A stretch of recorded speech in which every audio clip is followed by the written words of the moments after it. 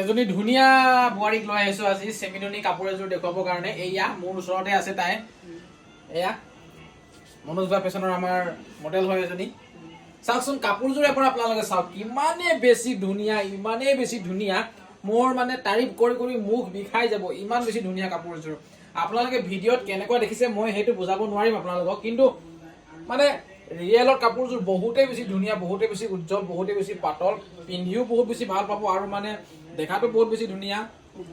আপোনালোকে ডিজাইনটো চাওক, মেখেলাখনৰ ডিজাইন চাওক, চাদৰৰ ডিজাইন চাওক। চিম্পুল হয় কাপোৰযোৰ, চিম্পুল কিন্তু বহুত বেছি ধুনীয়া। আৰু এইকেইটা হৈছে চাদৰখনৰ পতিকেইটা ইমান বহল নহয়, মুঠতে মানে চিম্পুল টাইপৰ কাপোৰ হয়, চেমিননিৰ হয়। আপোনালোকে যদি ল'বলৈ বিচাৰে তেতিয়াহ'লে অৰ্ডাৰ কৰিব পাৰিব মনোজ বা ফেশ্বনৰ পৰা। কেৱল আপোনালোকে হোৱাটছআপ কৰিব, আমাক হোৱাটছআপ নম্বৰটো আমি স্ক্ৰীনত দি ৰাখিছোঁ। আৰু এনেধৰণৰ সুন্দৰ কাপোৰ পাই থাকিবলৈ আপোনালোকে মনোজ বা ফেশ্বন আইডিটো ফ'ল' কৰি ৰাখিব। আৰু কাপোৰযোৰ এবাৰ চাওক আপোনালোকে কিমান বেছি ধুনীয়া লাগিছে, কিমান বেছি ভাল লাগিছে।